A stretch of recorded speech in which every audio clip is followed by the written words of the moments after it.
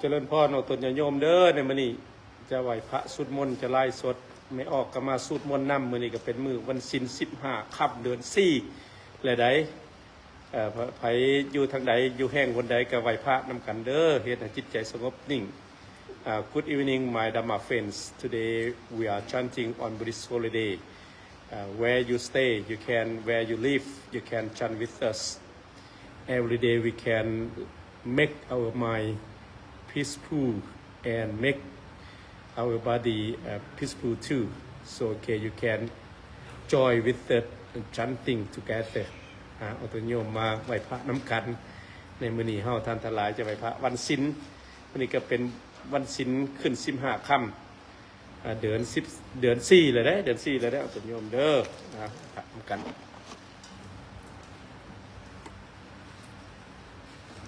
มีคน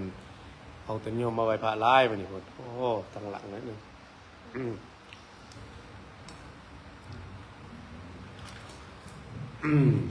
นำกันอนุญาตกันตาเสียงพุทโธสัพพัญญูตายานุสัมโมโลกุตโลวะโลสังโฆมัคคาภารโตจามอิเจตังรัตนาตยังเอตัสสะอนุภาเวนะสัมภะทุกขาอุปัฏฐวาอันต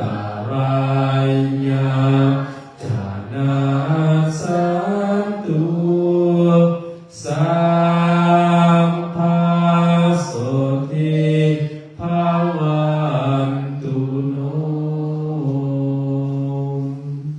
วันที่15เดือนวันที่15เดือนหันธรรมยังพุทธัสสะภะคะวะโต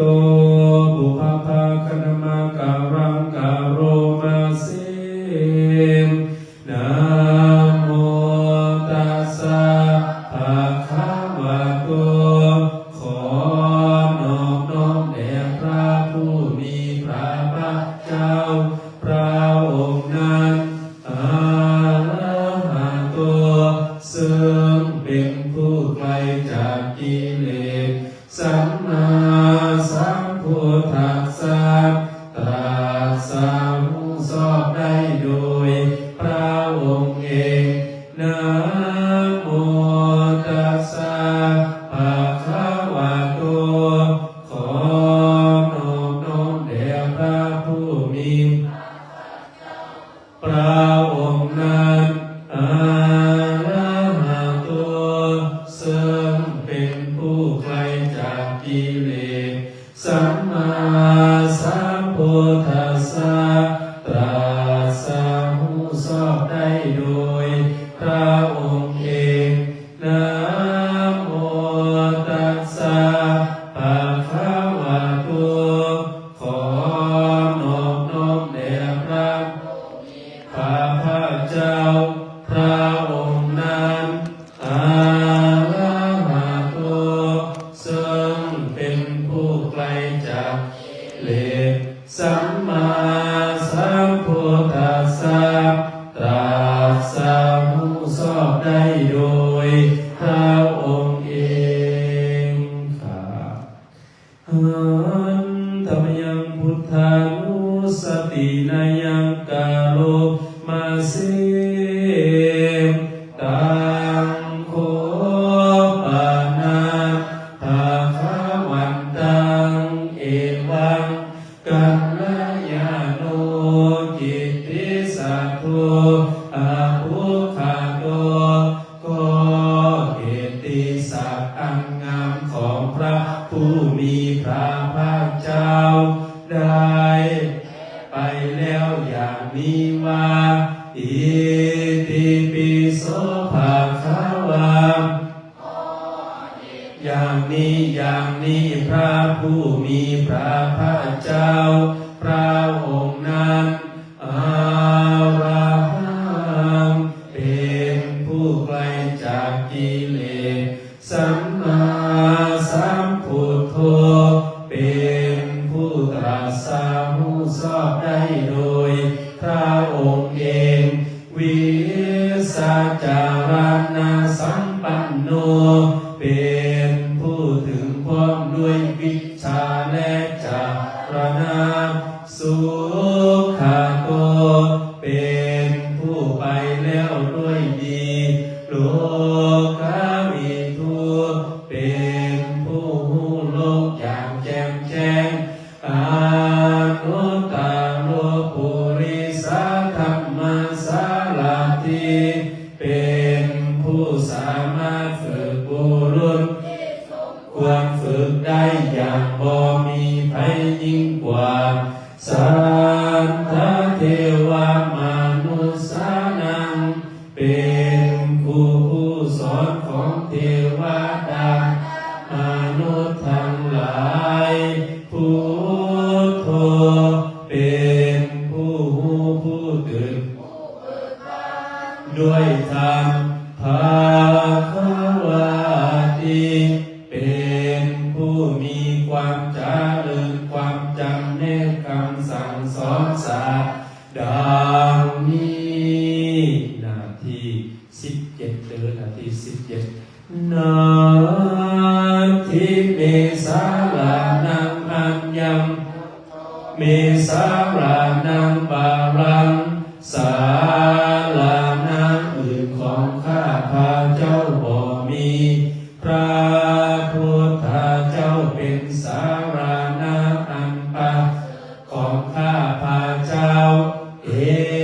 เตนะสัจจวะเสนาวันยังสาธุสาสานีด้วยการกล่าวคำสัจจานี้ข้าพระเจ้าจงเจริญในพระศาสนาของพระศาสดาพุทธังเมวันธรรมาเมนะยังปุญญังสุตังอิทาข้า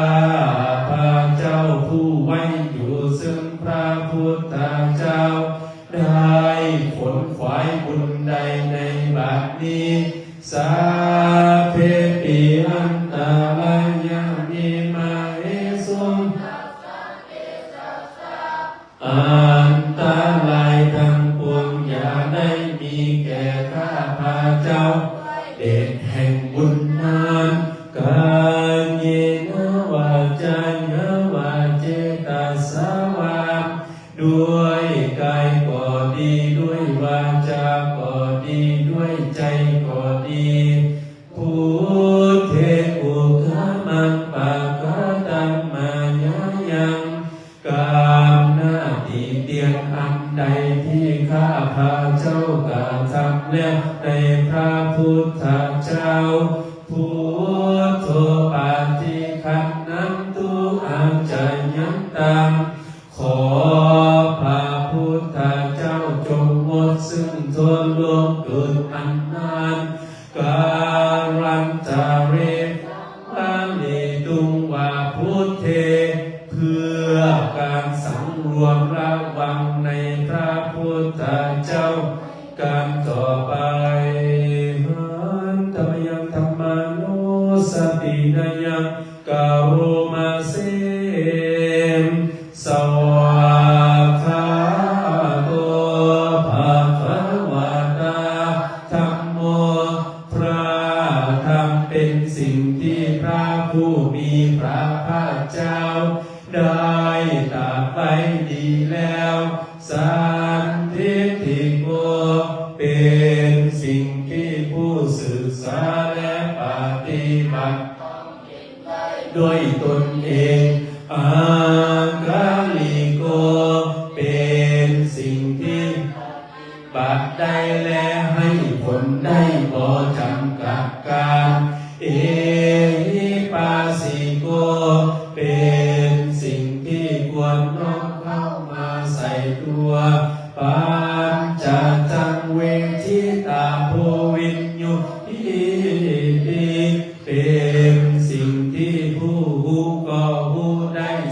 เพราะตนดังนี้นาที19เด้อนาที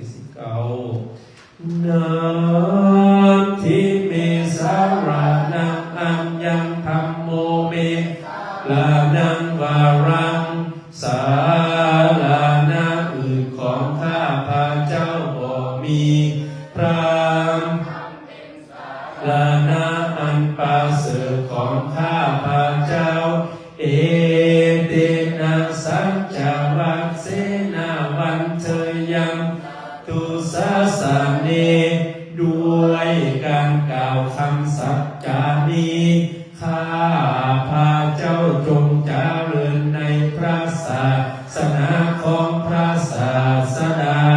ธรรมังเมวันธรรมาเนนะยังปุญญังสุตังอิทาข้าพระเจ้าผู้ไว้อยู่ซึ่งพระธรรมได้ขนขวายบุญใดในบัดนี้สาเทปิอันจารายามิมาเอสุตัสสะเตสะสะดุมีแก่ข้าพระเจ้าด้วยเดชแห่งบุญนั้นการเย็นวาจายาวาเจตัสสาวาด้วยกายก็ดีด้วยวาจาก็ดีด้วยใจก็ดีธรรมเมกุกะมังปะกะตังมายายังกามหน้าตีเตียงอันใดที่ข้าพระเจ้ากระทำและในพระธรรมธรรมโอปาติคันนันตุอาจายันตังขอพระธรรมจงหมดซึ่งโทษลงเกินอันนั้นการันจาเวสังวาลีตุงวาสัมเมเพื่อการสำรวมระวังในพระธรรมในการต่อไปธรรมยังสังขานุสตินยังกาโรมาเสสุปฏิปันโนภะคะวะโตสาวกสังโฆสงฆ์สาวกของพระผู้มีพระภาคเจ้าหมู่ใดปฏิบัติดีแล้วอุสุปฏิปันโนภะคะวะโตสาวกสังโฆสงฆ์สาวกของพระผู้มีพระภาคเจ้าหมู่ใดปฏิบัติตรงแล้วญาญาปฏิปันโนภะคะวะโตสาวกสังโฆสงฆ์สาวกของพระผู้มีพระภาคเจ้าหมู่ใดปฏิบัติสมควรแล้วญาติธรรมได้แก่บุคคลเหล่านี้คือจาตาริปุริสายุคานิอาธรรมบุคลาคู่แห่งบุรุษสี่คู่นับเพียงตัวบุรุษได้แปดบุรุษเอสาภะคะวะโตสาวกสังโฆนั้นแลสงฆ์สาวกของพระผู้มีพระเจ้าอาหุเนยโยเป็นแก่สักการะที่เขานำมาบูชาปาหุเนยโยเป็นกาลที่เขาจะไปต้อนหามทาคินเนยโยเป็นผู้ควรรับทักษิณาธรรมอัญชาริการานิโยเป็นผู้ที่บุคคลทั่วไปควรทำอัญชาลีอันโอตารังปุญญังตังโลกัสสาติเป็นเนื้อนาบุญของโลกบ่มีนาบุญอื่นยิ่งก วันดังนี้นาที22เด้อนาที22นาทีเมสารานังอัญญังธรรมสังโฆเมสารานังวารังสาลานาอื่นของข้าพาเจ้าบ่มีพระสงฆ์เป็นสารานาอันประเสริฐของข้าพาเจ้าเอเตนะสัจจวัคเชนะวันยังสาธุสาสานี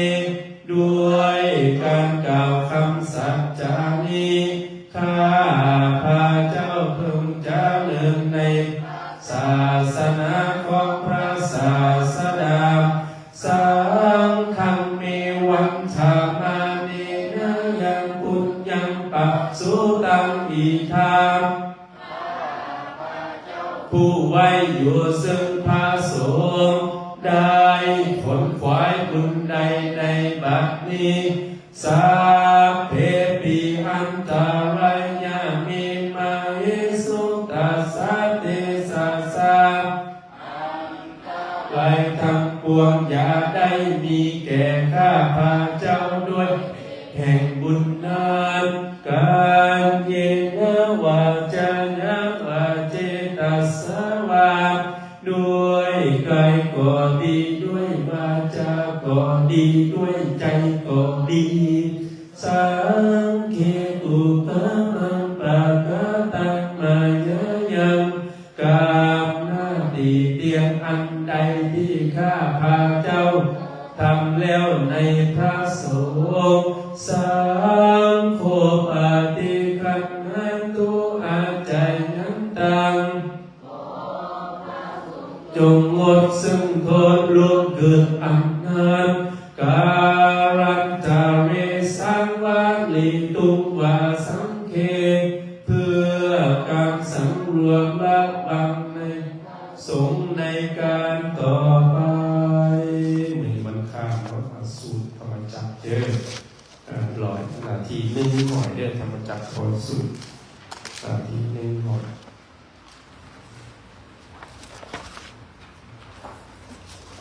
นาทีหนึ่งหน่อยเด้อธรรมโมพร้อมกัน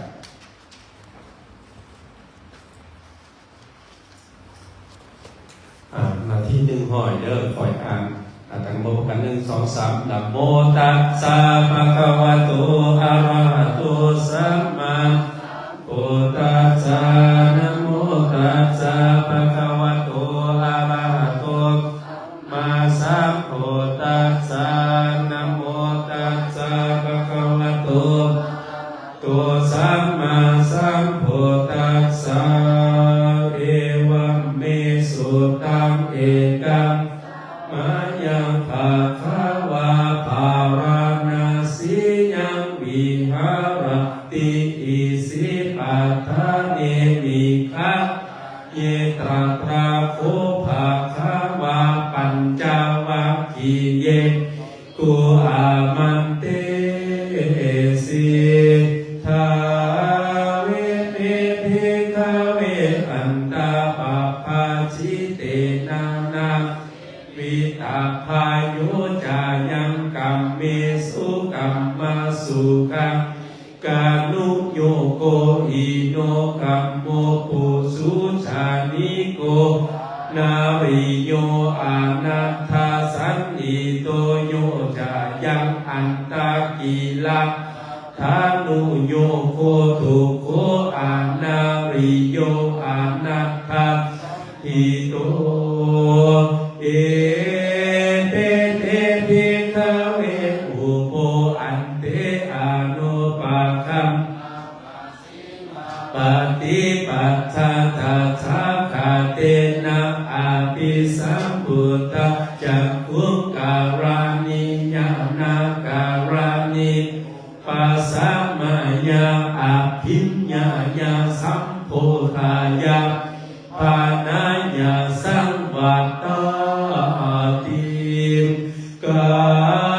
ตมัจจสะภิกขเวมาสีมาปฏิ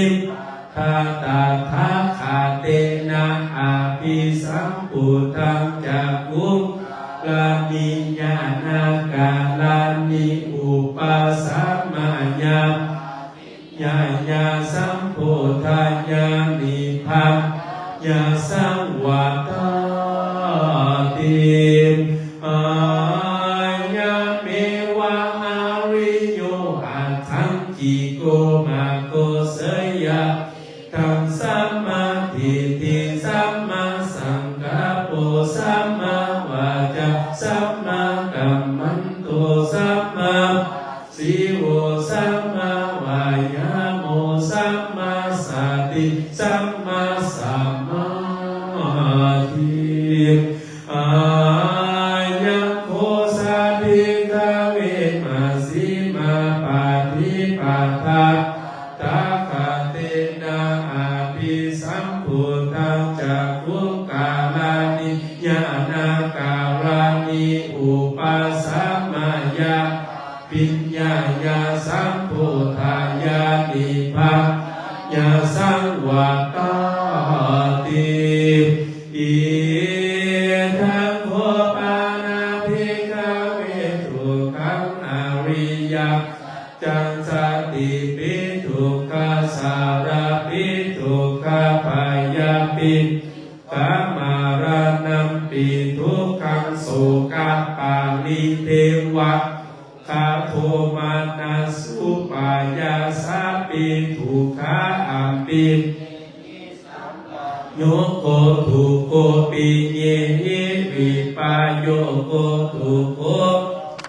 สังนาราภาติตัมปิทุกขังสังกิเตนะจุปัฏฐานาคันธาทุกขังอิทังโคปานาภิกขเวทุกขสมุทโยอาลิยสัจจัญญาญังตัมหาโอโนภาวิกานันทิราคาสาหะตาถาทราราทราภินันติเนสยติกัปปัมมาตัมหาภาวะหาวิภาวะตัมหาอิทังโคปานาภิกขเวสัจจังโยตัสตัสเสวะตัณหาอาเสสาวิราคะนิโรโธจะปาตินิสสโกมุตติอานาลายโยอิทังโคปานาภิกขเวทุกขานิโรธาจะนิปาติปัฏฐาอริยสัจจังอาญาเมอาริอัตถังกิโกมาโกเสยติธัมสัมมาทิสัมมาสังกัปโปสัมมาวาจาสัมมากัมมันโตมาอาสิโวสัมมาวายาโมสัมมาติสัมมาสัมมาทิอิทังทุกขังอริยสัจจันติเมภิกขเวปุเพนันนุสุเตสุธัมเมสุจักขุอุทาปฏิญาณังอุทาปฏิปัญญาอุทาปฏิวิชาอุทาปฏิอาโลโกอุทาปฏิตังโคปานิตังทุกขังอริยสัจจังปาริญญังเยติปิเมภิกเวปุเพอานันโนสุเตสุธัมเมสุจักขุอุทาปฏิญาณังตาปฏิปัญญาอุทาปฏิวิชาอุทาทิอาโลโกอุทาปฏิตังโคปานิตังทุกขังอริยสัจจังปาริยันติเมภิกขเวปุเพอานาโนสุสุจักขุอุทาปฏิญาณังอุทาปฏิปัญญาอุทาปฏิวิชาอุทาปฏิอาโลโกอุท าปาทิอิตังทุกขสมุทัยโยอริยสัจจันติเมกาเวปุเพอานานุสุเตสุธัมเมสุจักขุอุทาปฏิญาณังอุทาปฏิปัญญาอุทาปฏิวิชชาอุทาปาทิโลโกอุทาปฏิตังโคปานิตังทุกขังสมุทัยโยอริยจัมปาหันตพันติเมภิกขเวปุเพนุสุเตสุธัมเมสุจักขุอุทาปฏิญาณังอุทาปฏิปัญญาอุทาปฏิวิชชาอุทาทิอาโลโกอุทาปฏิตังโคปานิตังทุกขังสมุทัยโยสัจจังปาหิตังเมภิกขเวปุเพอานานุสุเตสุธัมเมสุกุงอุทาปฏิญาณังอุทาปฏิปัญญาอุทาปฏิวิชชาอุทาปาทิอาโลโกตาปาทิอิทังทุกขานิโรโธอริยสัจจันติเมกาเวปุเพอานานุสุเตสุธัมเมสุปฏิญาณังอุทาปฏิปัญญาอุทาปฏิวิชชาอุทาปาทิอาโรโกอุทาปาทิตังโคปานิตังทุกขานิโรโธอริยสัจจันจัสสิกาพันติเมภิเวปุเพอานานุสุเตสุธัมเมสุจักขุตาปฏิญาณังอุทาปฏิปัญญาอุทาปฏิวิชชาอุทาปาทิอาโลโกอุทาปฏิตังโคปานิตังทุกขานิโรโธอริยสัจจันภิกขเวปุเพอานันนุสุเตสุเมสุจักขุอุทาปฏิญาณังอุทาปฏิปัญญาอุทาทิวิชชาอุทาปาทิอาโรโกอุทาปาทิอิตังทุกขังนิโรธคามินิปฏิปทาปิญญาสัจจันติเมภิกขเวปุเพอานานุสุธัมเมสุจักขุอุทาปฏิญาณังอุทาปฏิปัญญาอุทาทิวิชชาอุทาปาทิอาโลโกอุทาปฏิตังโคปานิตังทุกขังคาคามินิปฏิปัฏฐา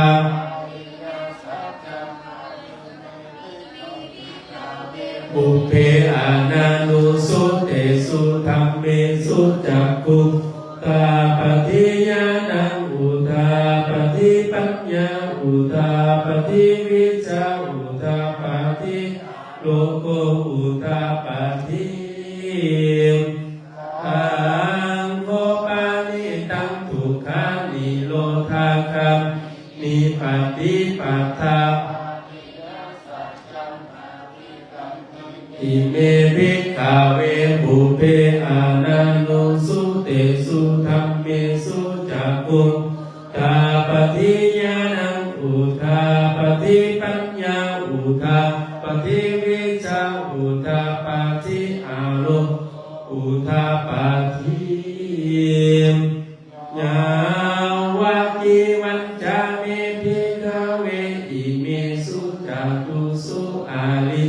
สัจเจสุเอวันติปาริปัตตังภาวานาสังกัลลัญญตาตัมญาณาทัสสะนังวิสุทังอาโหสิเนวตาวะหังทิฆเมสัทเทวะเกโรเกสัมมะราเกสาพรหมเกสาสัมมานะพระมะนิยาปัสสายะเท วมนุสายะอนุตตรังสัมมาพุทธิอาภิสัมพุทโธปัญจัญญาสิญาโตจักโคภิกขเวอิมิสุจักตุสุอาริยัสสะเจสุเอวันติปริวัตตถาวานาสักการัญญาธากัมยานาทัสสานานาสุวิทังอาโหสิอาทาวะหังภิกขเวสะเทสัสสนาพระมานิยาปัสสยาสัตเทวมนุสายาอนุตตรังสัมมาพุทธิอาภิสัมพุทโธปัญจัญญาสิญาณัจจปานาอิภิกขเวทัสสนาอุทาปาติอามุปปะเมมาสัมพุทธิอาภิสัมพุทโธปัญจัญญาญาณัญจปานามิภิกขเวทัสสนังอุตตปาติกุปปะเมวุติอาญามัตติมาชาติทิธานิปุณณภาโวติอิธัมมะโวจะภะคะวะอัตถมันนาปัญจวัคคียะอุภะคะวะโตภะสิตังอาภินันตุอิมัสสามิจจาปานะเวยยะการะมัสสามิญาเนอายัสสะมันโตโกณทัญญัสสาวิรัสสาวิตัปมาลังมาจากกุอุทาปาทิยังกินจิสามุทามังนิโรธามันติปาวติเตจาภะคะวะธัมมาจักเกภูมิเทวาสัทธามนุสสะสุเอตัมปิภะคะวะตาภารานาสียังอิสิปัฏฐาเนกัตถายิอนุตตรังธัมมาจักขังวัตติตังอาภาวะติยังสัมมานินาวะพระมานินาวะเวนาวะมาเวนาวะพรหมุนาวะกินาจิโลกัสสามินติภูมานังเทวานังสัตตังสุตวะจาตุมหาลาสิกาเทวา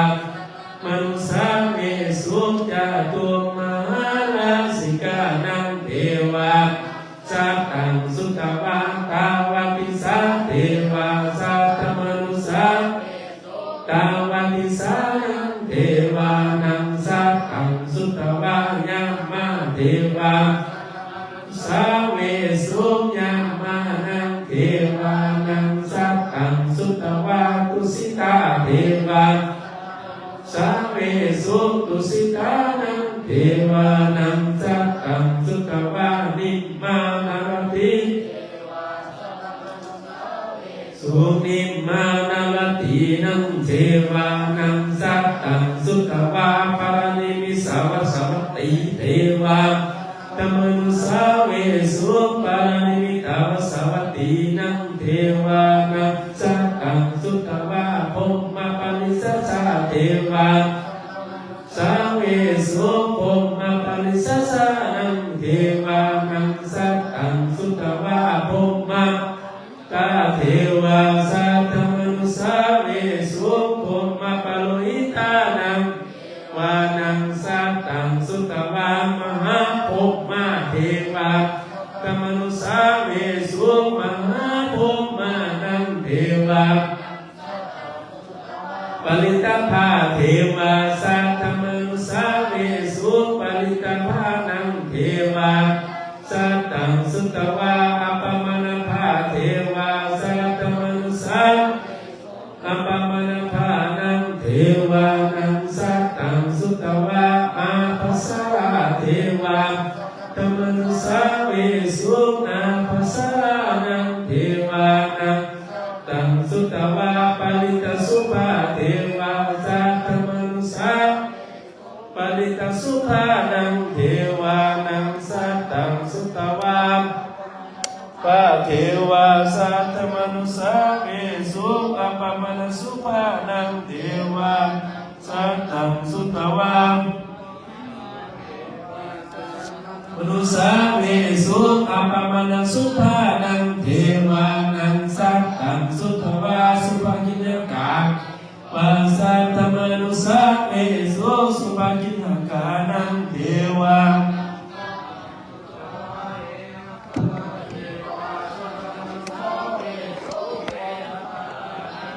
สุดดังเลย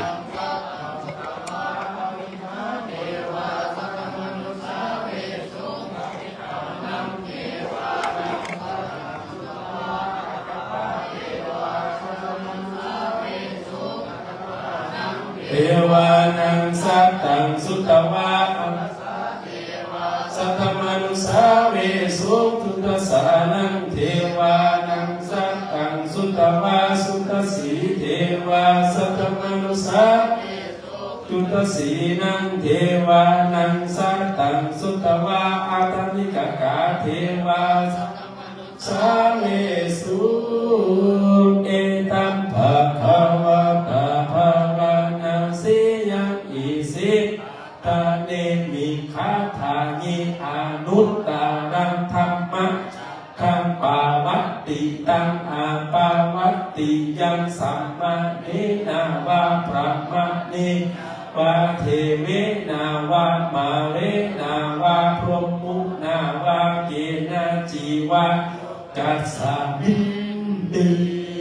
อิ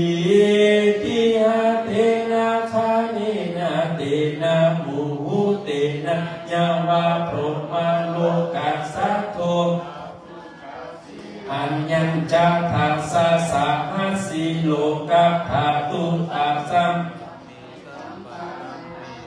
สัมปเวทิธัมปามะโนจาโอลาโลโอภาโสโลเกปะตุลาสีอาติกัมเมยวะเทวานังเทวานุภาอาทาโคภาควะอุทานังอนุทานิทันโยอัน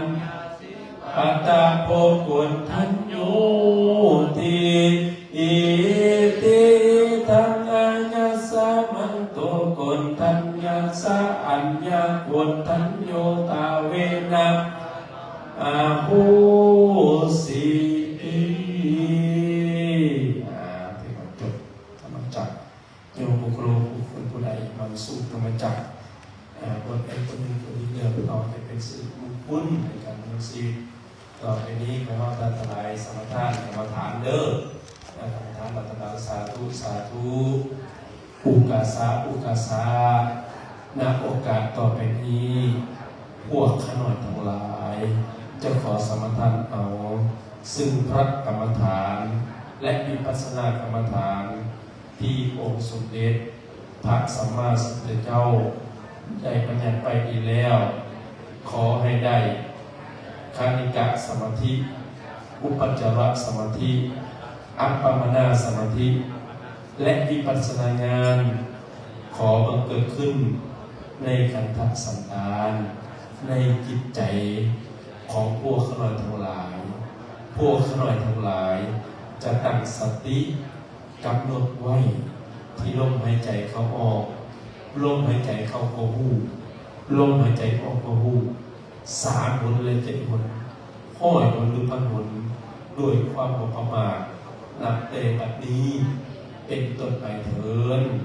เอาสาธุพร้อมกันสาธุสาธุสาธุอาเมนเอา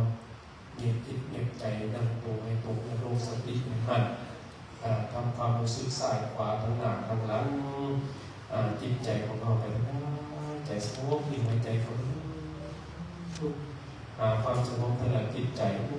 ขาดใส่ชีวิตมามืดหรือว่ารุ่งเดือนมานั่งสมาธิหายใจเข้าหายใจออกในพลังปรมีผู้ขาพิจารณาร่างกายวันที่แผ่ในโลกนั่งลงกระเจ็บแก้งนั่งลงกระเจ็บขา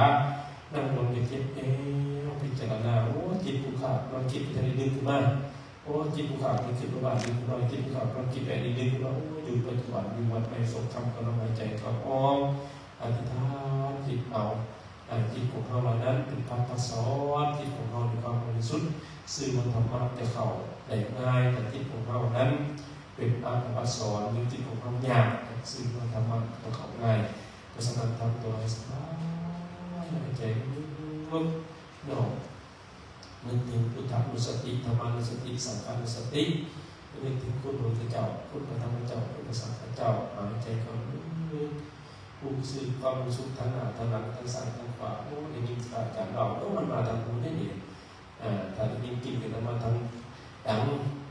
ถ้าสัมผัสกายโอ้มันลมพัดโอ้ทางพัดกายกายะสัมผัสกับรู้สึกความรู้สึกกายะเวทนาในทางนั้นทั้งปวงเลย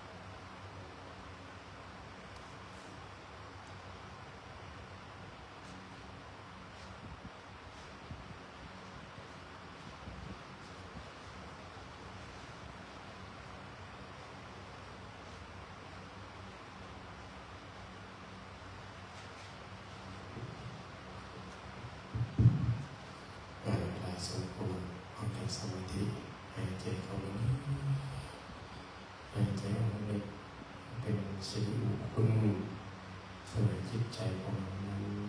ไหลอิ่มเต็มอิ่มเต็มด้วยธรรมะในจิตใจที่สูงซึ้งเอามาเป็นลูกหลานพุทธบุตรเป็นลูกหลานเป็นเชื้อสายสเปนวงศ์ทำไมทำบุญมาเป็นนึกถึงว่าพระพุทธเจ้าได้ประทานธรรมะอันพิเศษธรรมะง่ายๆมาสอนในจิตใจของเราอยู่ในโลกนี้เราเต็มเต็มทั้งวันเอานั่งไปกับมันร่างกายของเราสุดโทรมไปทุกสิ่งทุกอย่างเรามียังที่เราเต็มทั้งวันได้ร่างกายของเรานี้เราจะมีความสุขในการดำเนินชีวิตปฏิภาณจิตเราก็เป็นบุญของคุณเด้อต่อไปนี้เราตั้งใจแผ่เมตตาให้แก่ตัวเองที่73เด้อที่73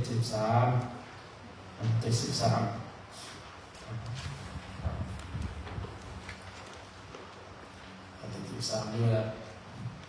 มีของเล่นก็พึ่งมันตัวอันเล่นชนิดเดียวก็ให้เป็นเด้อในเรื่องของที่ตรงนี้นะมันเติมเหมือนจั่วหน่อยได้เบิ้ลได้ก็ใหญ่เวลาเบิ้ลตรงในน้ำเบิ้ลต้องเขียนไว้แผ่เมตตาอาหาสุขิโตมีขอให้ข้าพระเจ้ามีความสุขนิทุโขมีขอให้ข้าพระเจ้าบ่มีทุกข์อาเวโรมีขอให้ข้าพระเจ้าบ่มีเวรปัสโสมีขอให้บ่มีผู้มาเบียดเบียนซึ่งกันและกันเลยนิโคมีขอให้ข้าพระเจ้าบ่มีความทุกข์กายทุกข์ใจสุขีอัตตานังปะริหารามีขอให้มีความสุขกายสุขใจรักษาตนให้พ้นจากทุกภัยอันตรายทั้งสิ้นเถิดสาเพตาอันมาสาทั้งหลายทั้งปวงที่เป็นเพื่อนทุกข์เกิดแก่เจ็บตายด้วยกันทั้งหมดทั้งสิ้นเวลาพ้นตูจงเป็นสุขเถิดอย่าได้มีเวรแก่กันและกันเลยพยาปัสสาวันตุจงเป็นสุขเถิดอย่าได้เบียดเบียนซึ่งกันและกันเลยอานิคาวันตุจงเป็นสุขเถิดอย่าได้มีความทุกข์กายทุกข์ใจเลยสุขีอัตตานังปาริหารันตุจงมีความสุขกายสุขใจรักษาตนให้พ้นจากทุกภัยอันตรายทั้งสิ้นเถิดท่านทั้งหลายที่ท่านได้ทุกข์ขอให้ท่านจงมีความสุขท่านทั้งหลายที่ท่านได้สุขขอให้สุขยิ่งขึ้นไปสัพเพสัตตา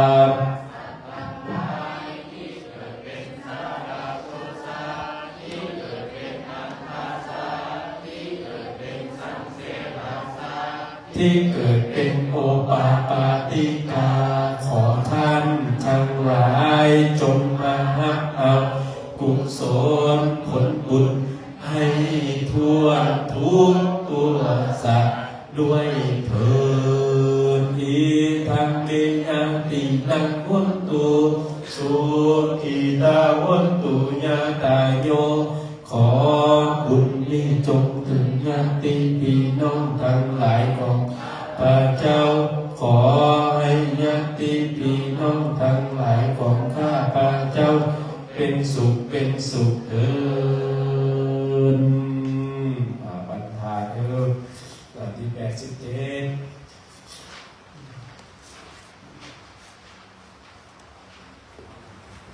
อุกาสวันทามิพันเตเจติยังสัพพะปัฏฐาภาเนสุปวิติตาสานิลิกัตถะตุมหาภูจิงจารุปังสักการังสัทธาวัจจะสามนัสสะวะวันธามิเจตถาตเทสยานิสานิธานิกัมมนิจาปิสัพพะทาอุกาสวันตาเตสะพังอปาราทังคัมมัทธเมเตมยังกตังปุญญังสามินาติตาพังสามินากตังปุญญังไมหังตาพังสาธุสาธุสาธุอนุโมทามิข้าสาธุสาธุ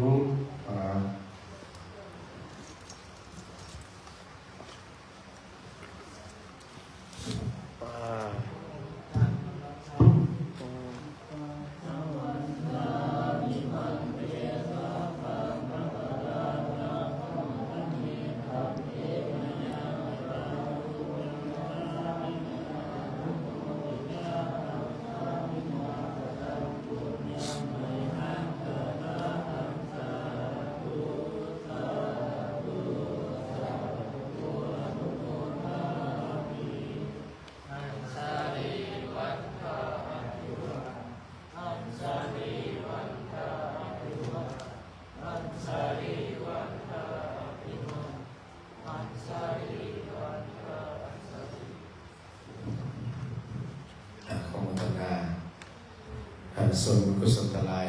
ยมพ่อยมแม่ทั้งหลายออกเป็นโยมทั้งหลายออกได้หันหน้าเข้าสู่วัดวาศาสนา15 มื้อหรือว่า4 นึงหรือว่าเดือนหนึ่งเขาเข้ามาเขามีเวลาเขาตัดความยุ่งยากในชีวิตนั้นหันหน้าเข้าสู่ความสงบถือว่าเขาเป็นคนโชคดีที่สุดคนในหลายๆเกือบ 5,000 กว่าล้านคนหรือ 6,000 กว่าล้านคนในโลกนี้เราเป็นคนหนึ่งเป็นผู้โชคดีที่เราได้มาได้เอ่ยคำสรรเสริญได้นั่งสมาธิผู้จับความสงบสุข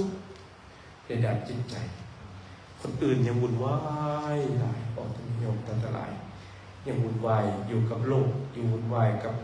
เวทนาต่างๆเลยบ่ลดละแต่ความจริงแล้วถ้าเราบริหารจิตใจดีๆเรานั้นจะรู้จักเวทงานต่างๆรู้จักหักห้ามจิตใจว่าความทุกข์ยากลำบากที่เกิดขึ้นอยู่ในโลกนี้ทั้งหมดมันมาจากหักหงอจิตใจในแหละความจำได้ความจำมีความม่วนซื่อหลงละเรื่องตัวเองหาเงินมาได้หลายก็คือละลายไปทำไม่หนักบางคนหักห้ามจิตใจบ่ได้ถ้าเราจิตใจได้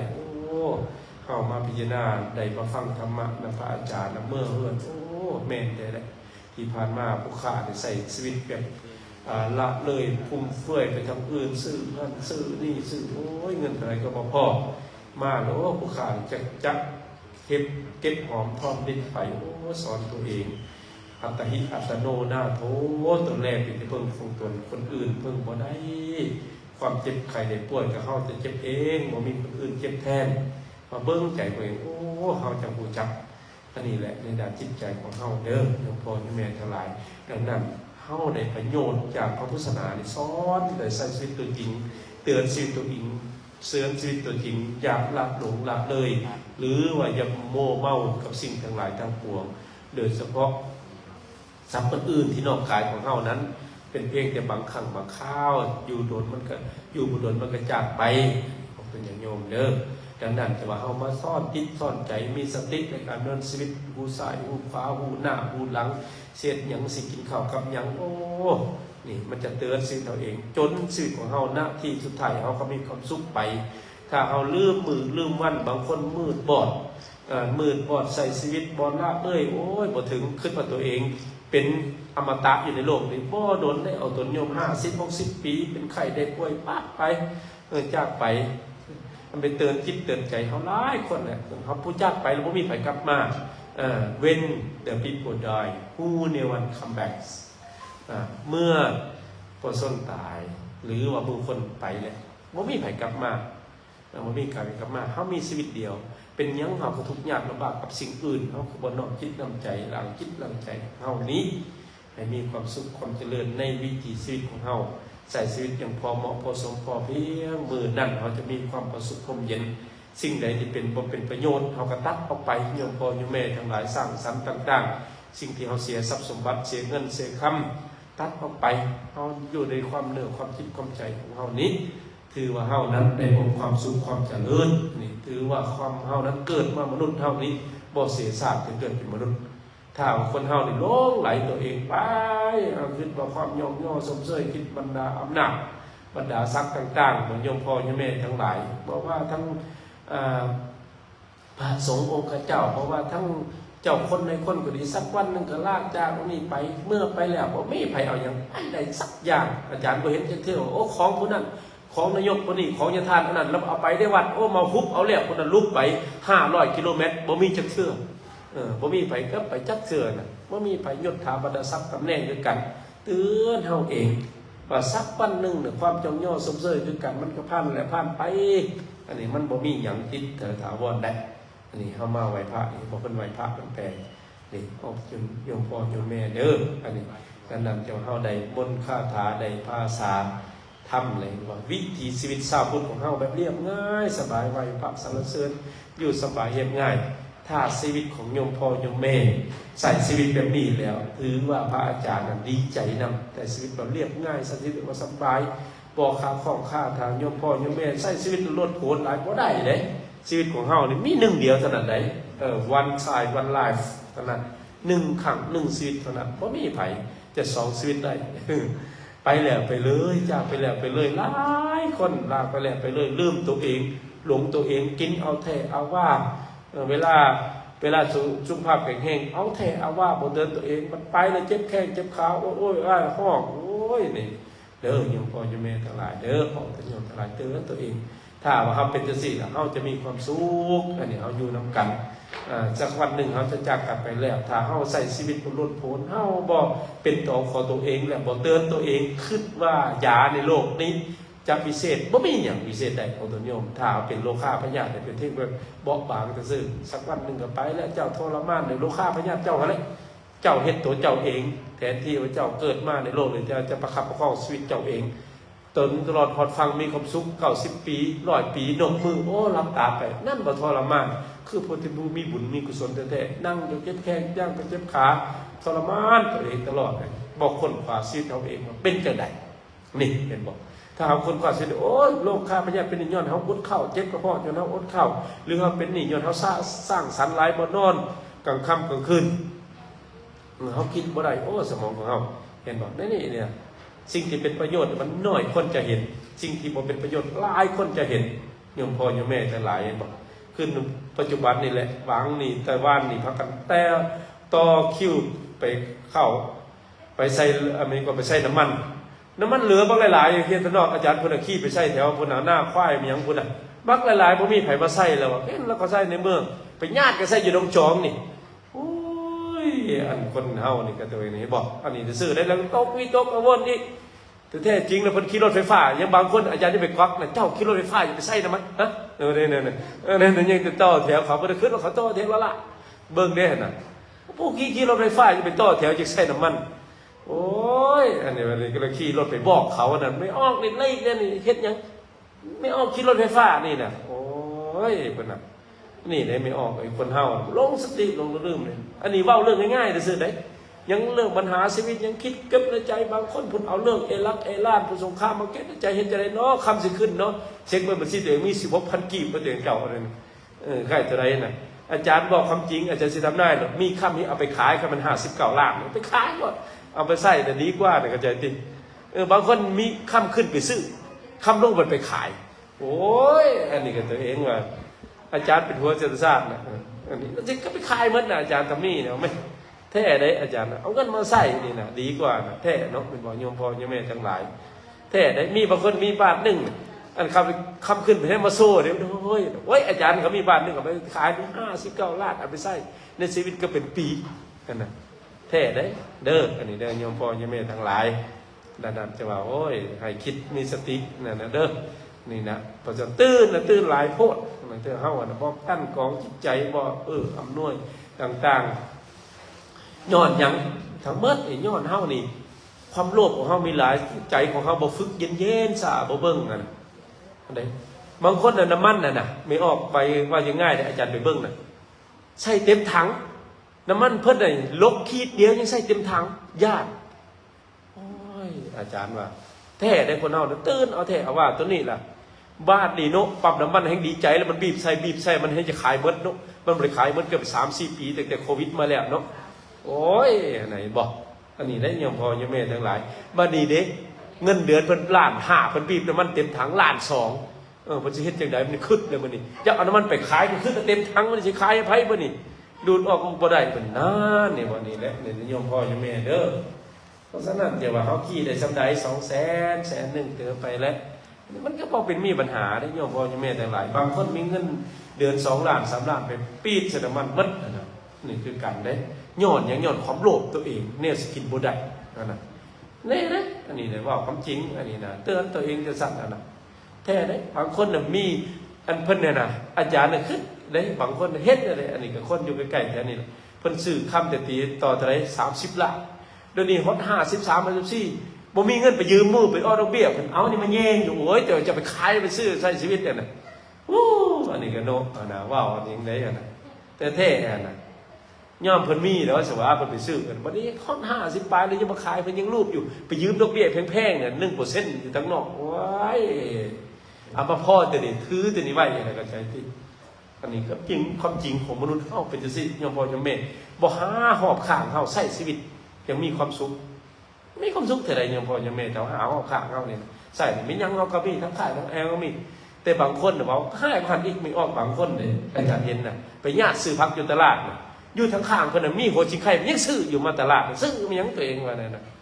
โอ้ยหัวข้าวคิงที่ปลูกทั้งข้างยังไปซื้อมันว่ามันงามเบิดอ่ะซื้อมาป้าไปกินแล้วก็แห้วไปทิ้งโอ้ยอันนี้นะขนาดแท้อาจารย์มาเด้ออันนี้นะหัวข้าวจังกระซับเอากว่าหนักมาใส่ก็เขาขี้อันค่าขี้คนจริงไข่ปลูกจะ2-3 มันลกกินมันมดก้อนอย่าไปซื้อประหยัดเงินไปหรอวะ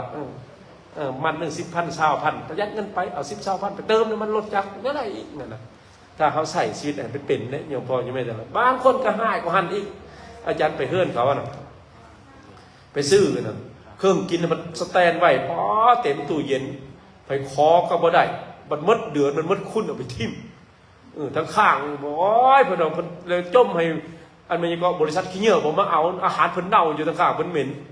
โอ้ยอันนี้ก็ได้มีได้นี่นะเห็นบอกไปเห็นตลาดตัวนี้ก็ซื้อตัวนี้ก็ซื้อเต็มตู้แล้วก็บ่กินมันไปกินที่ยูฮานอาหารเพิ่นให้จ่ายไปเองอีกโอ้อันนี้ครับอันนั้นนะจังหวะนี่ว่าคำจิตของเฮาเด้อยังพอไม่แต่ไรเพราะฉะนั้นให้ใส่พ่อบุญคุณค่ามีชีวิตนะจังนี้ได้อาจารย์ว่าตู้เย็นวัดนี่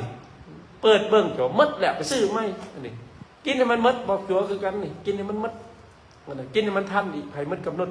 ทุกเครื่องมันเป็นลิมิตเบิ้กินหลดคือว่าคำจริงคือขนมคือกันอาจารย์ไปป้าไม่เอากินหลดนะเอาสำไรนะลิมิตเนี่ยนะแท้เลยเนาะว่ามันของเฮาแหละแล้วมันก็เป็นลิมิตเนี่ยเป็นบอกอันนี้ยมพ่อยมแม่เด้ออันนี้เด้อเพราะฉะนั้นใส่ซอยแดงนี่ถ้าจะมีมูฮักมูแพงเดี๋ยวปลูกถ้ามีดินก็ปลูกหัวจิงไข่ปลูกเสร็จทั้งไว้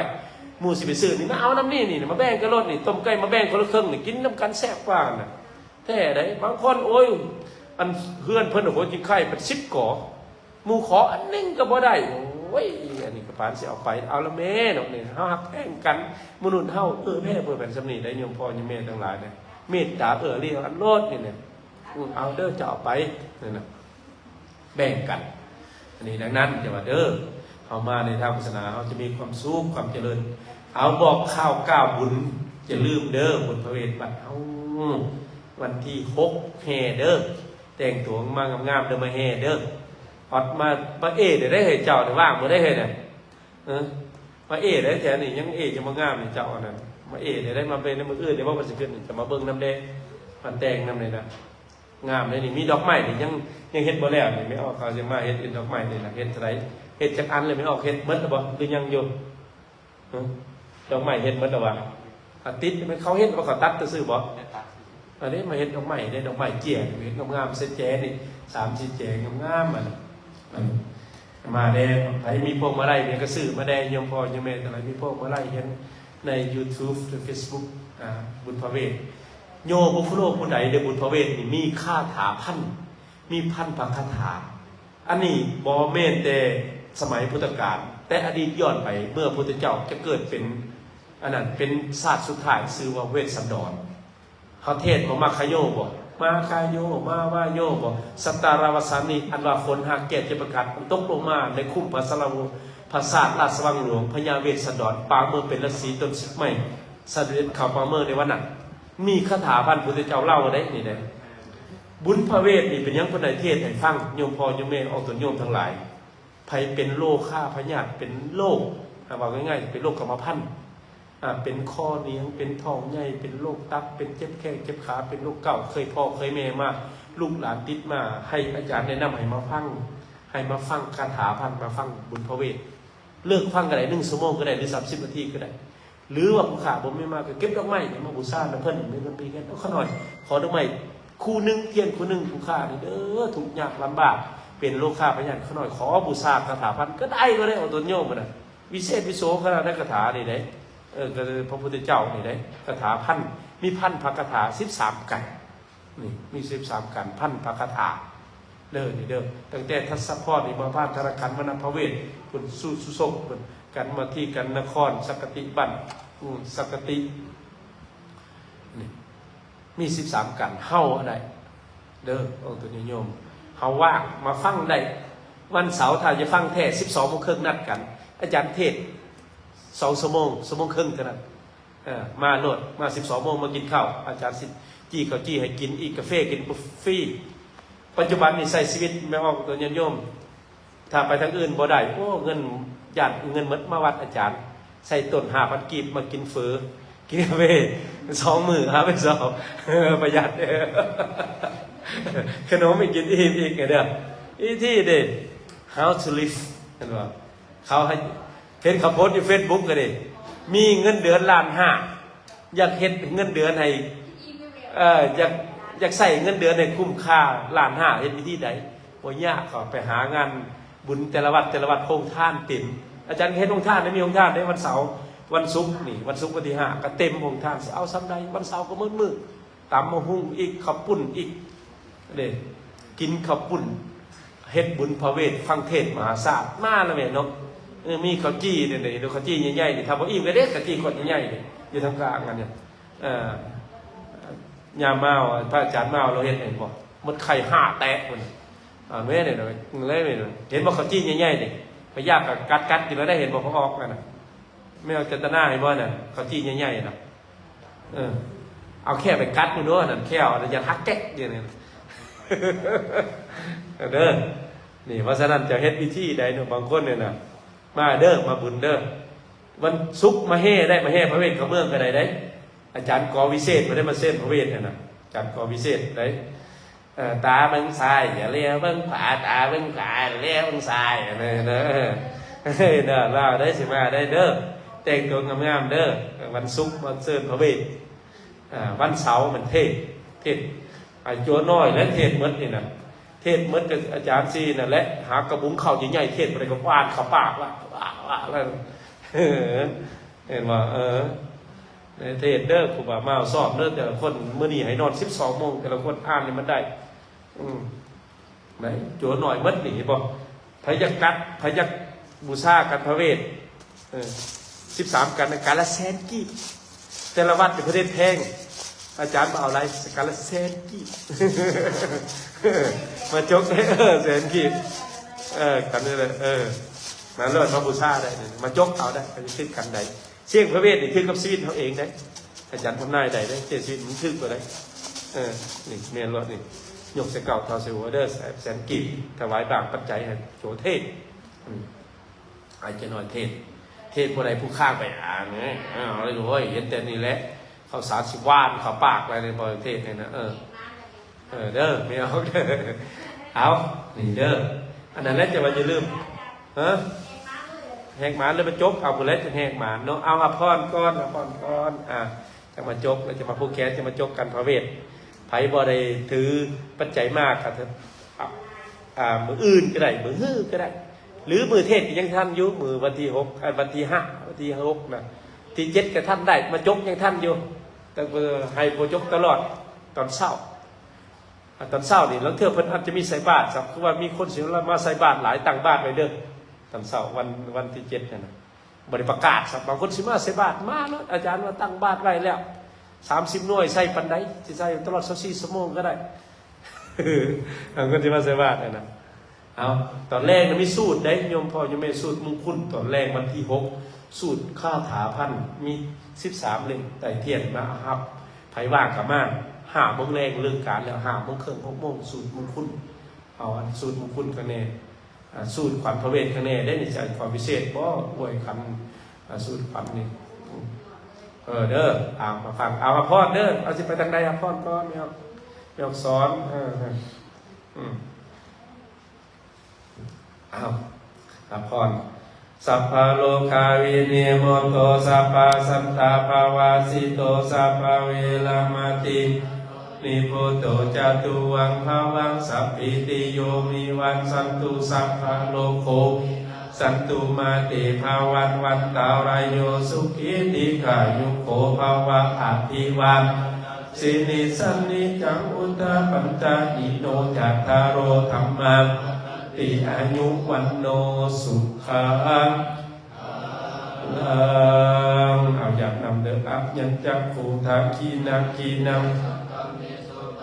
ติตาติขะพระจังวิตายาสาธนาสุอุปกัปปติโสญติธรรมโมจะอายังนิทัสสิโต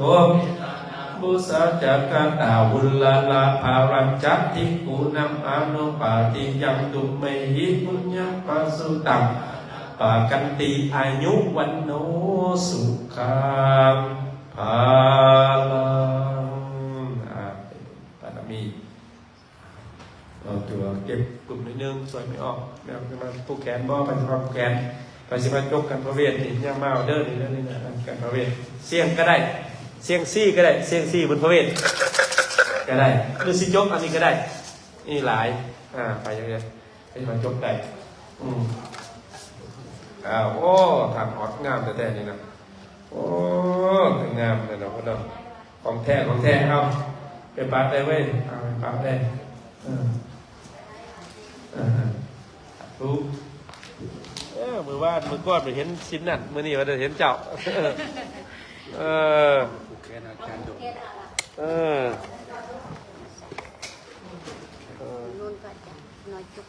อันนี้มาจกพี่คุณมาตอนนี้มาจกเลยขับมาคุณมีดีมีแห้งเจ้าขับไฟมีโศกมีใส่ความเจ็บจะได้ความใครจะมีเอาจกก่อนเขียนชื่อนามสกุลเอามิกไอเพิ่นไว้มิกกันเตรียมไหมเขียนชื่อนามสกุลทึกกันไหนจกเลยยกใส่เก่าเท่าใส่ว่ายกแม่ยกใส่เก่าก่อนอธิษฐานเอาสิทึกกันไหนเบิ้งมาพี่กันที่สไลด์ฮะนะเบิ้งเอาให้เพิ่นเขียนเลยไม่ออกเขียนเลยเอาเงินยัดใส่หันทำไมบูชากระเทศเลยสักกะบั่นเป็นกันหายโศกพกนอฟ้ามาพ่อพบกันไม่ออกนี่เป็นคนโศกเศร้าเขาบอกอย่างนึงเนี่ยเป็นคนมักโศกเศร้าคิดหลายนอนก็บ่รับจังชีวิตมาแต่ยังน้อยไม่ออกนี่นะเด้หมายถึงว่าอันมันจะสอนว่าหายโศกเนี่ยหมายถึงว่าให้จิตใจหมดบานมันซื่นคือกับสักกะบั่นแต่ไม่ออกเนี่ยโอ้ยคิดหลายได้นี่นะสักกะบั่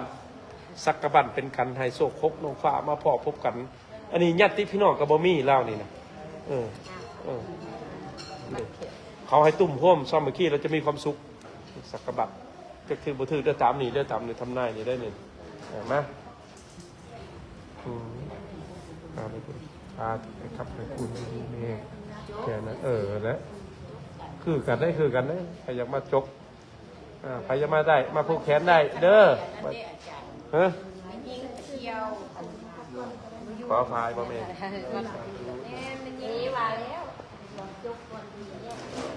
จกรถนะถือกับชีวิตเราเองได้บ่แม่นผู้อื่นสิมาทำนายได้ชีวิต มั เรา น เอ มี ง ยิ่งเนี่ยบริยู วันไม่ยิ่งใช้วันที่7สิไปทางใดวันไม่ยิ่งวันที่8 ไปก่อนก็มี ไปเที่ยวเหรอ โดยอาจารย์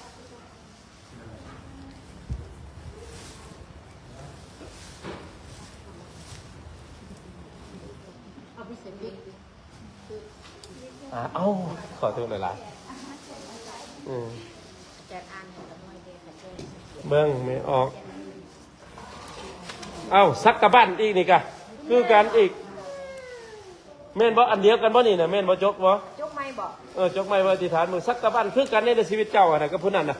บ่แตกต่างกันได้น่ะญาติพี่น้องหาเพิ่งบ่ได้เลยน่ะ มาน้ำกันก็คือ เออ ตัวนี้ สันนะ เนาะ จุลพลเดือดดงเดือดป้าคือกันนี่เจ้าเนี่ยอันเดียวกัน ชีวิตของเราไม่ได้ไปจุลพลคือกันไม่ได้พัฒนาต้นไม้ไปหน่อยเจ้าต้องเดินดงเดินป่าเลาะหาความสุขบ่มีนะอยู่เดียวดายนะโยมแม่เด้อเพราะฉะนั้นเพิ่นให้เพิ่นให้เพิ่งผ้าใส่ไปเลยไม่แหละแหละนี่คือเด้อโอ้มาโยมสาธุไอ้ขับไม่ควรอยู่ดีไม่แห้งแก้วขาดปลอดภัยมีโชคมีไส้ความเจ็บจะได้ความใครจะมีเด้อขอเจาะอยู่ดีไม่แห้งขอเจาะนี่มันพันยืนมันยืนเด้อสาธุนโมทามิ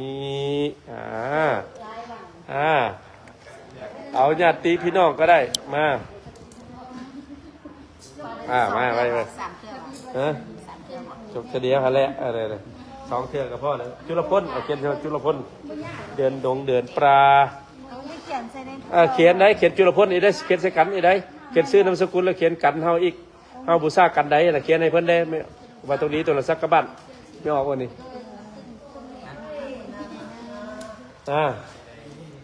ไม่ออกนี่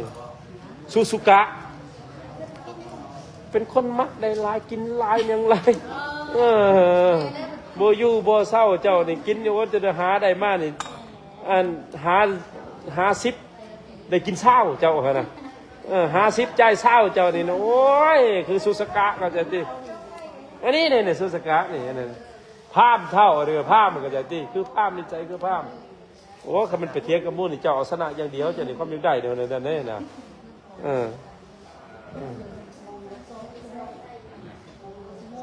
ครับไม่กูดอยู่ดีไม่แห้งปลอดภัยใส่อันหนึ่ง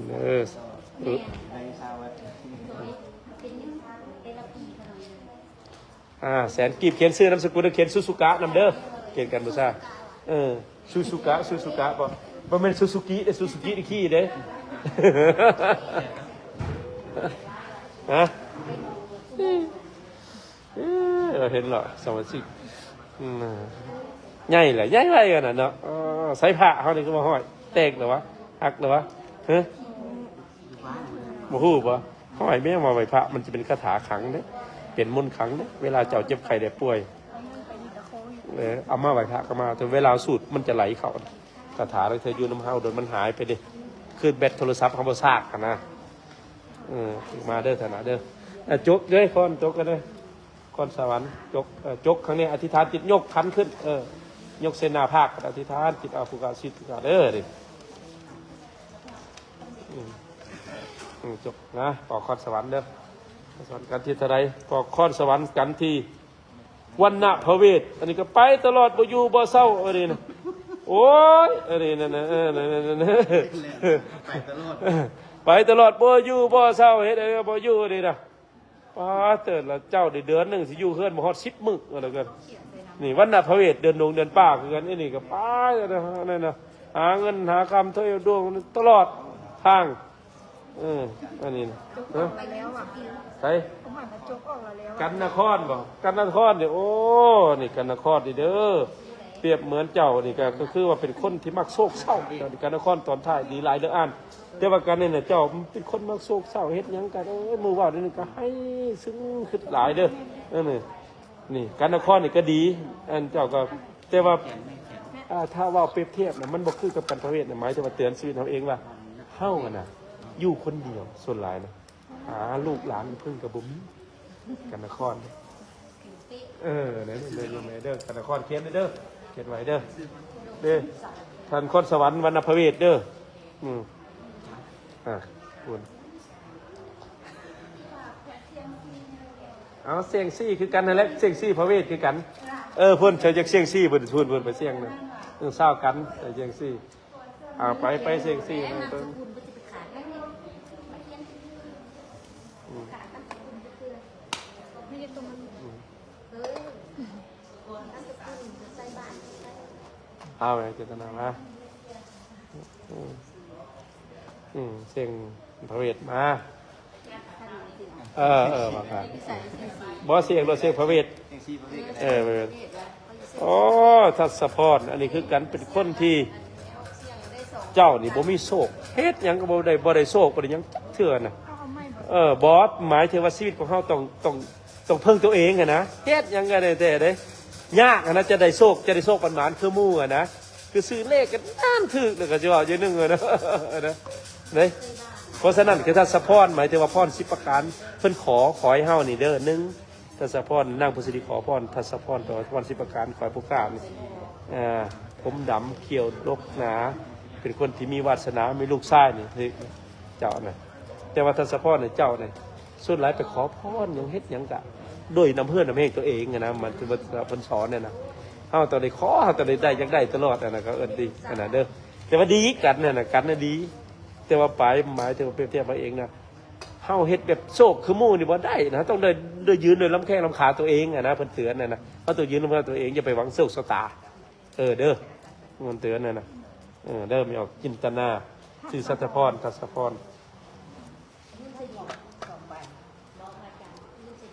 เนี่ยจะหาเราเขียนชื่อเด้อ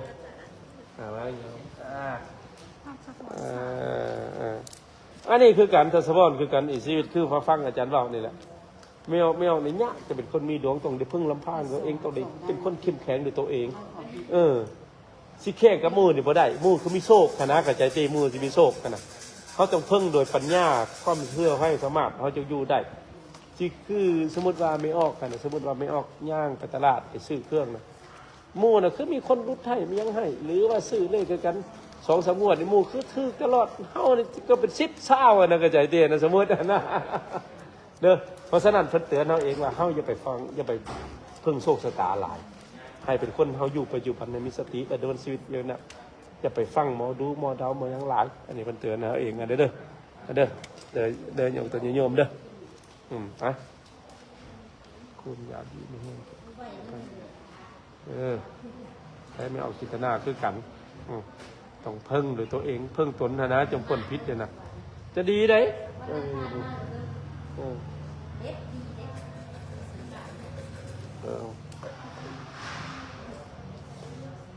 แมวยัง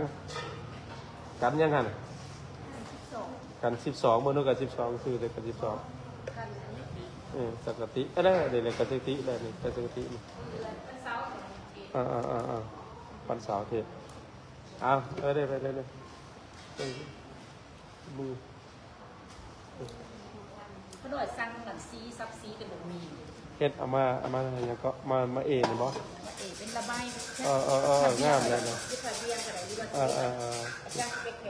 แขนเวนก็ได้เนาะเอาสีอื่นมามีบ่สีอื่นมีกระทรงทรงอีกเบิ้งกันมีสีอื่นสิกันยังไม่ออกจากก็เขียนซื้อใส่เสียงกับไฟเสียงให้เจ้าบ่ให้2 คนเสียงให้เจ้าหรือเสียงไฟมันเป็นกันเจ้าเนาะนึกถึงเขาสุสกะสุสกะกันสุสกะคือกันของเจ้าว่าตัวนี้เจ้าเป็นคนสุสกะเป็นชนกินข้าวกันข้าวกันลายมันยังกันเลยมักจ่ายกันลายมันยังกันลายซื้อเดี๋ยวว่ามันยังเงินนะคนจะได้ยกมีน่ะแท้ได้เลยนะเด้อสักตินี่หมายถึงว่าเป็นคนนี้นะอันนี้ผู้นี่อยู่คนเดียวได้พวกนี้สักตินี่เราจะหาหมู่บ่หลายญาติพี่น้องพึ่งบ่ได้บอกเราลดนี่สักตินี่ถือเมื่อก็ได้สักบัตรมาตาหรือหัวก็ได้ว่าก็ได้ที่มาพานนึงแล้วคือกันนี่แหละเจ้ามักเดินไปเดินมาอยู่บ่ยุดบ่ย่างบ่น้องเปลี่ยนกันปีนี้วัดเฮาปีหน้าวัดนะแต่ละปีไปแข่งเมือง สาธุธรรมควรอยู่ดีแม่ไปใช้คนหนึ่งสุขกายสุขใจ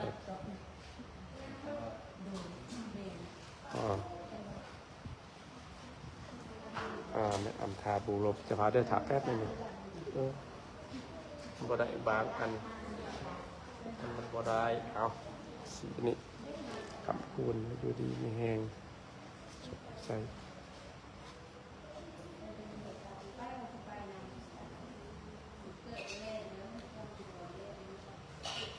มาขายบ่ขายผูกแขนบ่ขายผูกแขนเอาลายสีแดงสีเหลืองเพิ่งฤทธิ์เพิ่งอำนาจสีเขียวเหนียวซับเจ็ดสีมณีโสดมณีแสงสับไม่คุ้นเอาหลายๆเลย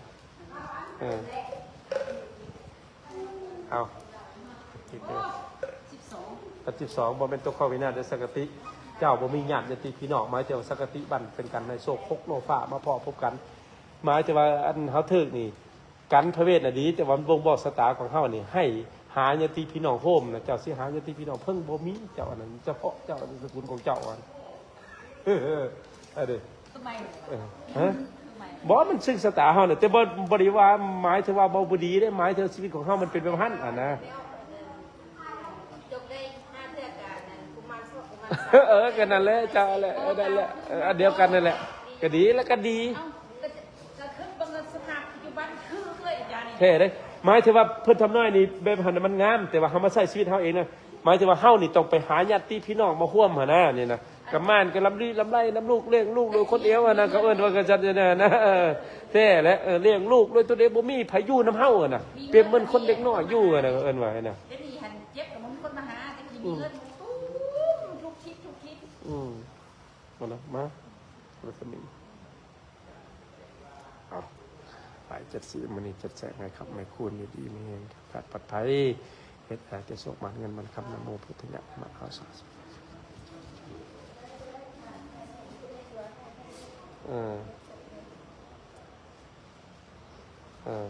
ให้มาทั้งนี้ก็ได้ได้ให้นะได้ให้โจกเทพไทยรู้เป็นแมวได้ไหมนะเราจะมีไหมเราถ่ายแล้วกันไหมอัมท่าบุร่มเป็นอัมท่าบุร่มโอ้เป็นอัมท่าสื่อปัดเป่าข้าพญาลายอันนี้อ้าวไว้งาม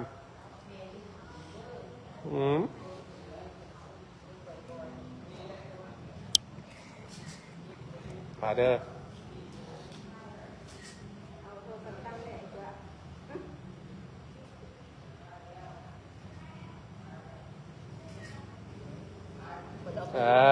สาธุนบก่อนเอานบบ่เอาเป็นยังแล้วเอาพระทายก็ได้เอาไม่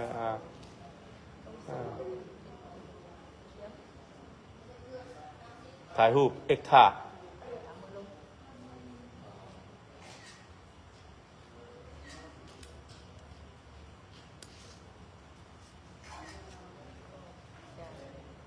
โอ้เอกท่าหลายมา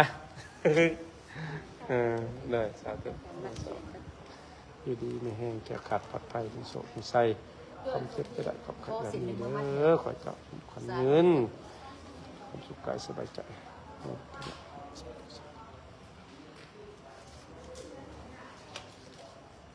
กิบติ12ตัวพองมีมาบ่แม่นอันเดียวกันพระเวทอันนี้นะเสี่ยงกุพระเวทหมายถึงว่าโบกกันพระเวทนี่นะมันบอกชีวิตเจ้าจริงสมมติว่ากันที่2หมายถึงโฮมญาติพี่น้องมาสมนุมนี่หมายถึงชีวิตเจ้ามันบอกว่าจะขอให้เจ้าไปโฮมญาติเจ้าเดี๋ยวนี้อยู่เดียวได้แห่นะเข้าใจที่แห่นะบ่มีไผจะเพิ่งได้แต่รับตาไผก็บ่มีนะก็จะชีวิตของเฮานะปัจจุบันนี่นะยังค่าแต่ว่ามีคนช่วยเหลือตลอดแต่สิขาดนั่นแหละอาจารย์คือใบ12ไปได้เด้สักติอันนี้ก็จังก็เอื้อยนี่ก็บ่มีญาติพี่น้องที่เพิ่งพาอาศัยได้เพราะแต่มีหมู่เพื่อนเล็กๆน้อยเฮาขาเพิ่งญาติพี่น้องบ่ได้ผู้ที่ใกล้ชิดนี่บ่ได้โอ้นี่มันแถวเลยเอาว่าแล้วคนหน่อยน่ะตะกี้นะเอาว่าซวยคือเรือคนเกินนั่นเห็นบ่อันนั้นแหละคือสักตินั่นน่ะมาคือเป๊ะเลยไปเอาอย่างได้อันที่12อันนี้ไปกินบ่เป็นหยังคือการเลยกันฟังอ้าว เตือนชีวิตเราเองหมายถือว่าเฮาหัน เลย ต้องอยู่ด้วยปัจจุบันและฝึกศีลสมาธิปัญญา เตะ12 อู้ตัวเอง คือว่าบ่ได้เว้าหยังได้อาจารย์ ก็บ่ได้เว้าหยังแต่ว่าหมาย อันคือว่าแบบ เว้าดี ๆ ๆเว้าดีหมดสิการพระเวทดีๆมันทุกกันการทิพย์สองตกบันเดินไปภายหนาตามหาเหย้าไกลเดินดงไปหน้าสีท่าให้สัญจรเดินป่ากินพระรามากไม่การที่สี่ก็สู้วันอันว่าภัยจับได้ปฏิสีมามือเทพสมความไขก้าวสมมาพ่อฮู้เขาว่าหมายถึงการที่สี่เดินดงเดินป่าเด้ทัศนะอันนั้นหิมพานต์เด้ ใส่เลยก็ได้อาจารย์ หมายถึงว่าเดินดงเดินป่าหมายถึงสิ่งของเฮาได้ไปตลอดเป็นเราอยู่นั่นน่ะ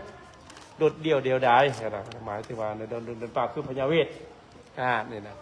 มีมักโจมบอกกูบ้ามาแต่ไทยเพิ่นว่ามักโจมเป็นโจมให้ไก่นะมันจะกินเบ็ดลาเป็นอยังครับโจม ลาบมักจอง อยู่ใต้น่ะลาบมักจองท่านอยู่เหนือน่ะต้องกินกับส้มมักจองส้ม อันนั้นเพิ่นอยากกัน เด้ เพิ่นสิมาย่ามเห็น วัดป่าอันวังคุมทรัพย์ เห็นบอกอันลูกมันยังก็เคยไต่ไผ่เหนือพิษกันก็ย้อนอันนี้แหละ เคยไต่ไผ่เหนือพิษกันก็ย้อนหยังย้อนเอาไม่ย่าเนาะไปยามภาคเหนือยามภาคเหนือไม่ย่าไปถือมักจองไปให้กิน งูมาติดต่อเขามาเต็มเลยโดยเบาเลย ไม่ย่าถือมักจองไปให้ลูกไผ่อยู่ทางเหนือกินไม่ย่าสิลาบมักจอง ลูกไผ่จังได้ว่าไม่ย่าอยู่ทางภาคเหนือสิไปลาบจะได้มักจองไงนี่เนาะภาคเหนือมักจองมันโมเมนต์ลาบเลยแม่นบอกกินสดเด้บาดนี่บัดนี้แม่ย่าทางภาคเหนือสิไปยามอันแม่เฒ่าอยู่ภาคใต้ก็ถือมักจองไปอีนางเอามาจองมากกูสิกินกับแจ่วแม่เฒ่าอยู่ทางใต้มักจองจะได้กับกินกับแจ่วต้องกันลาบแม่นบอกแล้วพิษกันความบ่เข้าใจกันบ่ อาจารย์เอาสุกมันสุกดีเอาขนมหรือว่าได้แล้วว่าขนมมาน่ะได้แล้วขนมเอาไปเอาขนมไหมเอาขนมไว้ กูบ้าที่ขน่อยเราให้ฟังนะ ตัวอะไร กูบ้านัดอยู่วังป่ากูทรัพย์อยู่นักราชอยู่ อ๋อให้เรามา เพิ่นมาสิมายาม มายาม เว้าอยู่ว่าข้างบนพักก็บ่อึด ว่าวัดเท่ากันมีห้องแอร์มีกาแฟมารถโยมเมย์พาไปเที่ยวแล้วมาเพิ่นมาแล้วมาพักอยู่นี้พยายามแล้วดีแล้วขน่อยลงเพิ่นว่า มา ลา แล้ว จองนี่ยังอันคงกินลาวๆแปลกๆเนาะ ไปลาบมักจองโอ้ของเราแปลกๆสิยากหยังก้อยกระปอบ ว้ายเอาอยู่ ส้มกับแก่ยากหยังเนาะของแท้ ใส่อะไรจ้ะ ส้มกับแก่ก้อยกระปอมจะเอาจะได้ จะเอาจะได้ อยู่กลางดงกลางป่าน้ำท่วมเนี่ยก็อยู่นี่ครูบา แล้วเรามักจะสั่นเลยเราเป็นวิชาคมจะสั่นเป็นบุญ อันกดอันนี้นะกดอันโหกันหลวงปู่ศิลานมักไปหาก็โดยไปคนที่ยังมันนางกะ นี่แหละเป็นบุญเล้อโยมแมวอันทาก ะเอินว่า นั่นแหละเขาจะได้เขาไปหันแหละเขาได้ ขี้เครือยังสิไปน่ะอาจารย์อยู่นี่นะกลางบางนาเบิดคนหน่อยเรามักเลยสักพญานาคสายพญานาค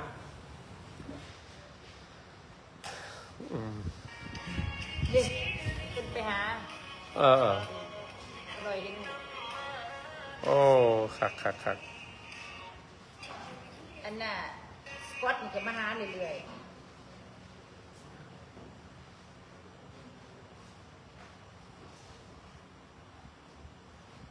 หน่อยมีฮักอยู่หรือพากันมา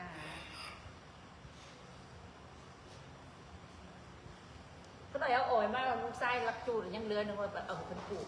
โอ้ยเขาเอาไปปลูกมันได้เขาก็กินจำนวนหนึ่งจั่วคือมันแค่หักเล่มหนึ่งก่อนไปเยอะแค่ว่า โอ้ยสาธุพื้นหันเขาหน่อยตัดหัน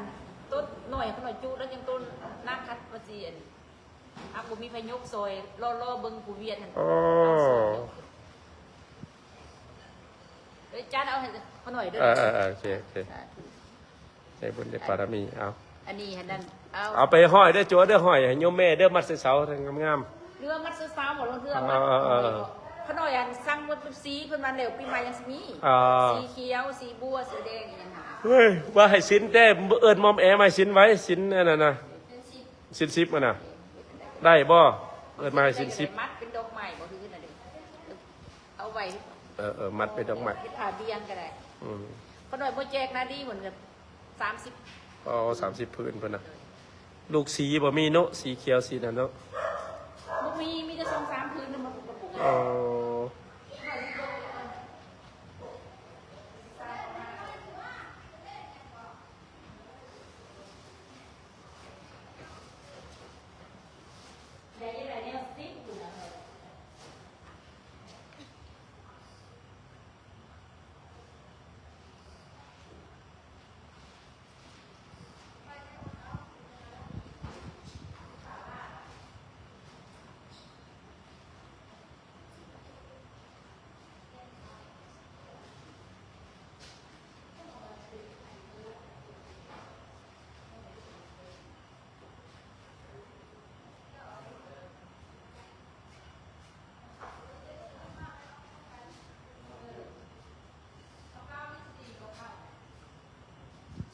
มาให้สินไหมเว้ยมาเอาสินไหมให้ครูบาติ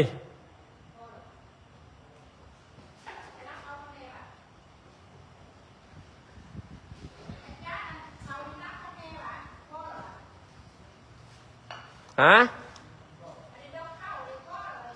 เออ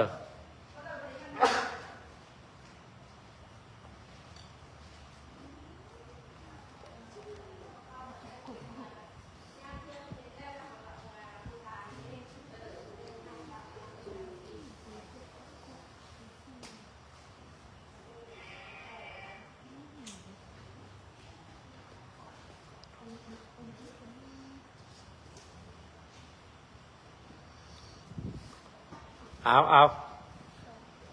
เนี่ยเด้อพี่มันน่ะเดี๋ยวมอมแอร์เดี๋ยวให้สินเนี่ยนะคือบ่ให้มอมแอร์ให้สินเนี่ยนะมอมแอร์อยู่ใส่กระเบื้องรับมาให้สิน